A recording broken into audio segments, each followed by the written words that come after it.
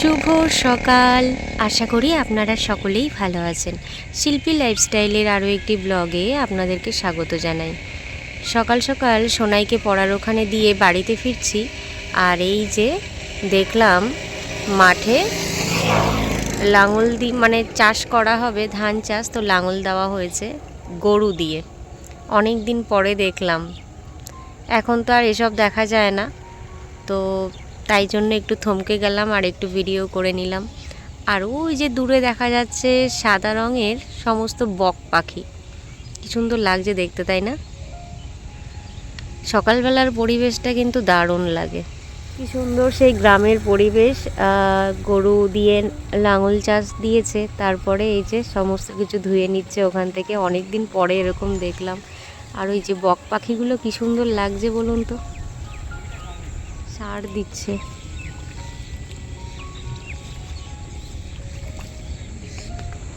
কি সুন্দর মনোরম পরিবেশ। নেমে পড়েছি মাঠে, আর এই যে এনাদের সাথে কথা বলছি, একটু বেশ ভালো লাগছে। সকাল সকাল চলে এসেছি আর দারুণ লাগছে। কি সুন্দর গ্রামের পরিবেশ। ওই যে ট্রেন যাচ্ছে, আর মাথায় করে কিন্তু কি নিয়ে আসছে, বিচালি, মাথায় করে বিচালির বোঝা নিয়ে আসছে। চলে এসেছি বাড়িতে। আর প্রত্যেক রবিবার যখন আমি ওখান থেকে সকালবেলাটা ফিরি, মানে অন্যান্য দিন তো বিকেলবেলা যাই, বিকালের পরিবেশটা আবার পুরো অন্যরকম, কিন্তু সকালের যে পরিবেশটা ওখানকার আমার দারুণ লাগে। মানে একটা এত সুন্দর ভাইবস দেয়, মানে ভীষণ ভালো লাগে। আমি ভিডিও যেদিন নাও করি, তো সেদিনকেও আমি মিনিমাম 5-10 মিনিট ওখানে একটু দাঁড়িয়ে একটু ওখানকার প্রকৃতির মানে অনুভব করি, এত সুন্দর লাগে। তো যাই হোক, এখন তো বাড়িতে চলে এসেছি। আর আজকে না বেশি কিছু রান্না করব না, কারণ কালকের প্রচুর রান্না করেছি, সারা দিন রান্নাঘরে কাটিয়েছি, তো কিছু রান্না রয়েই গেছে। তো সেইগুলো দিয়েই আজকে মোটামুটি দুপুরবেলাটা হয়ে যাবে। তো সেই কারণে বেশি কিছু রান্না করব না, এই জন্য আজকে রান্নার চাপটা একটু কম। মানে আমিই বলেছি যে আজকে বেশি কিছু রান্নাই করব না, কালকে যা রান্না করেছি সব রয়েছে, তো সেগুলোই এখন গরম করব। আর এখন কিন্তু বাজতে যাচ্ছে বেলা 10টা। তো মানে ওখানে এত ভালো লাগছিল, অনেকটা সময় ওখানে ছিলাম, অনেকটা সময় কাটিয়ে তারপর এসেছি। কখনো কখনো না এরকম প্রকৃতির মাঝখানে একা একা নিজেকে বেশ ভালো লাগে, ওই টাইমটা বেশ মনে হয় যে শুধুই নিজের। তো দারুণ একটা সময় কাটিয়ে এলাম একা একা।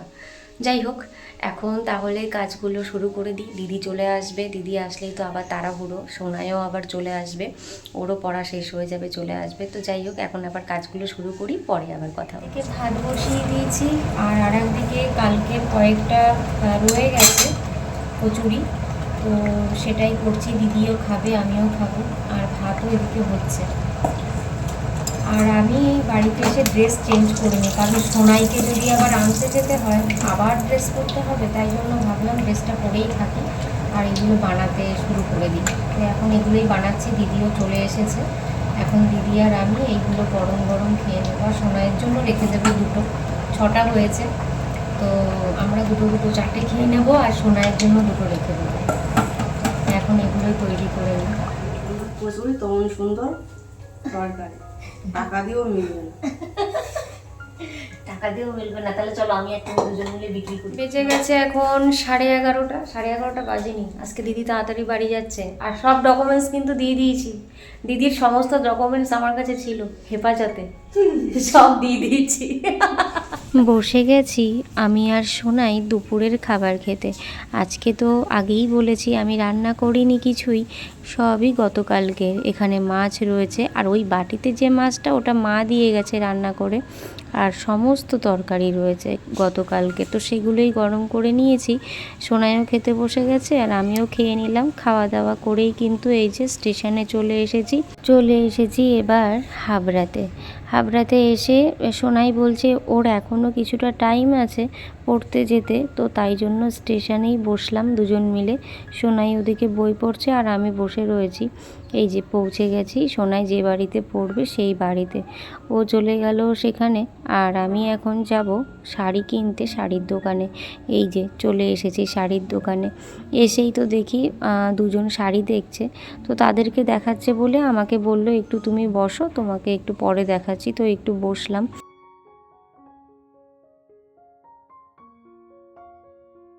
সরস্বতী পুজোতে পরবো বলে একটা শাড়ি নেব, তাই জন্যই গেছি শাড়ির দোকানে। অনেক রকম শাড়িই দেখিয়েছে, ভেবেছিলাম ছাপার শাড়ি নেব, কিন্তু নিয়েছি লাস্টে অন্যরকম একটা শাড়ি। তারপরেই চলে এসেছি স্টেশনে এই দাদার দোকান থেকে টুকটাক কয়েকটা জিনিস নেওয়ার ছিল, তো এই হারগুলো পছন্দ হলো, তো ওখান থেকে একটা নিলাম। এর মধ্যেই বান্ধবীর সাথে দেখা, তো ওর সাথে একটু চা বিস্কিট খেলাম আর একটু আড্ডা দিলাম। তারপরেই সোনাইয়ের পড়ার ছুটি হয়ে গেছে, চলে এসেছি কিন্তু আজকে বাণীপুরের মেলাতে। আমি কোনো দিনই আসিনি, মানে এত বছর ধরে বাণীপুরের মেলা হয় আমি কোনো দিনই আসিনি। সোনাই বায়না করলো বলে চলে এলাম। আর গাছটায় দেখেছেন কি সুন্দর রবীন্দ্রনাথ ঠাকুর এঁকে রেখেছে, বেশ ভালো লাগলো। এবার দুজন মিলে হাঁটতে শুরু করেছি। তো হাঁটছি অনেকটা ভেতরে মেলাটা, আমি কোনো দিন আসিনি, এই ফার্স্ট টাইম এলাম সোনাইয়ের বায়না মেটাতে। অনেক ভিড় জানেন তো, আর আমি তো গেছি একদম ভাঙা মেলায় শেষ দিন। এই এখন মেলার মাঠে পা রাখবো, মানে অনেকটা হেঁটে তারপর আসতে হয়েছে। আগে ভ্যানে এসেছি, ভ্যানে করে এসে তারপরে নামিয়ে দিয়েছে অনেকটা আগেই, সেখান থেকে হেঁটে হেঁটে এত দূর আসতে হলো। মেলায় ঢুকেই তো দেখি কত মানুষের ভিড়, অনেক দোকান পাট, খাবার দাবার, মানে চারিদিকে দোকানের ছড়াছড়ি। যদিও আজকে ভাঙা মেলা,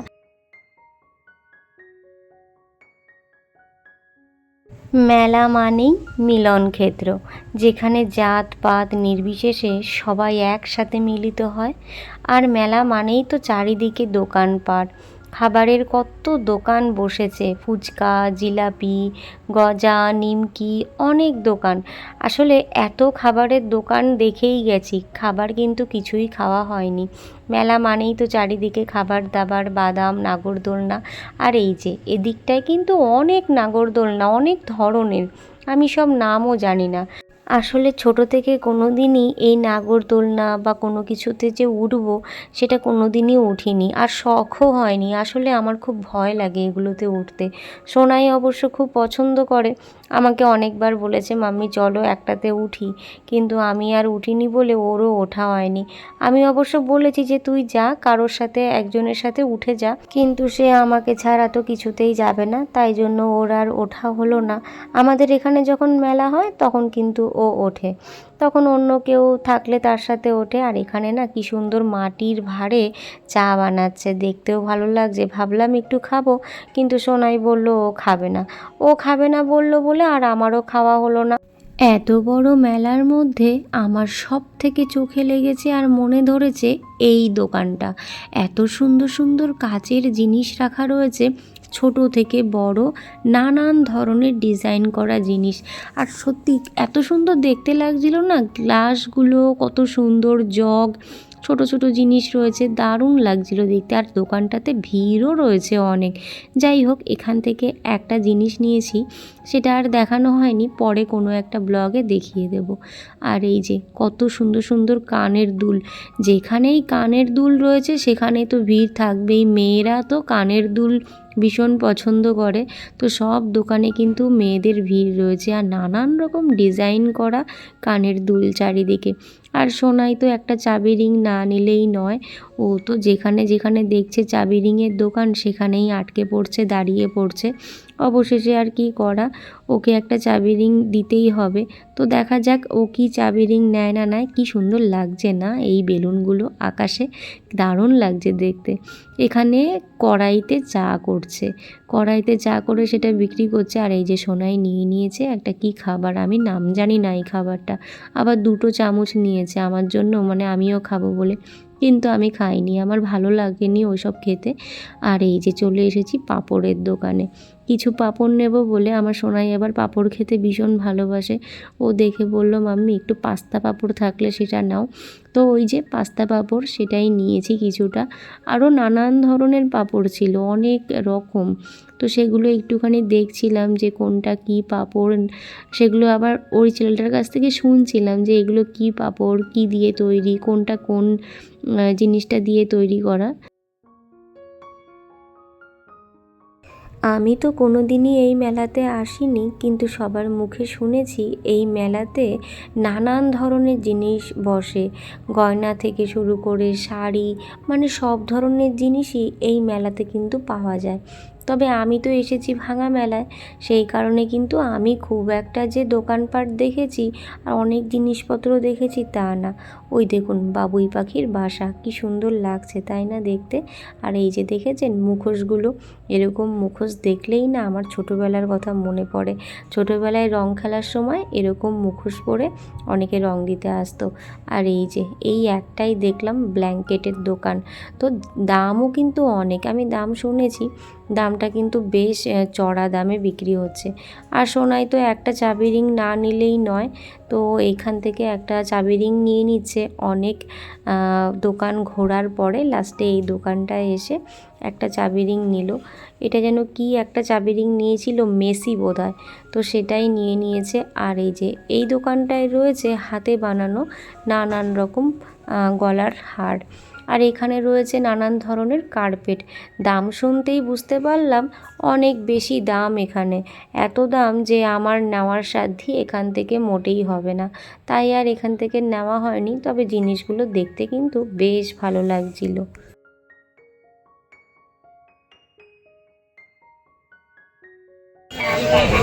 মেলা দেখা হয়ে গেছে, এখন বাড়ি যাচ্ছি ভ্যানে করে। চলে এসেছি মেলা থেকে ঘুরে বাড়িতে। আর বাড়িতে আসার পরে কে এসেছে? সোনু। সোনু, সোনু একদিন কোথায় ছিলে? বাড়ি। মামার বাড়ি, মানে মনির বাড়ি, তাই তো? দাদুর বাড়িতে গেছিলে? সোনু একদিন বাড়িতে ছিল না, আজকে বাড়িতে এসছে, তারপরে যে চলে এসেছে, তাই তো সোনু? তাই তো? হ্যাঁ। টাটা করে দাও। টাটা। ভালো থেকো ভালো থেকো সবাই। সবাই।